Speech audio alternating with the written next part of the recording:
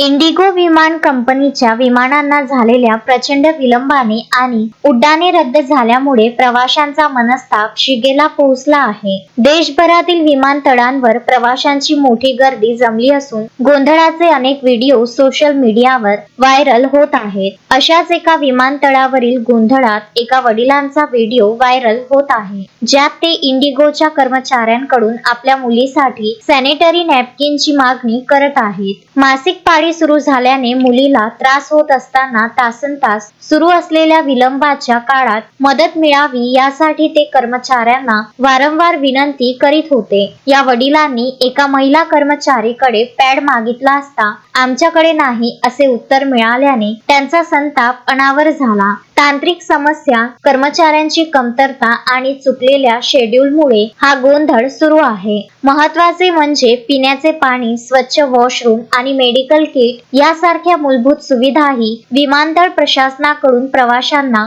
उपलब्ध नसल्याचे समोर आले आहे. या घटनेनंतर सोशल मीडियावर प्रवाशांच्या मूलभूत गरजा पूर्ण करण्याची जबाबदारी एअरलाईन आणि विमानतळ प्रशासनाची नाही का, असा संतप्त सवाल विचारला जात आहे.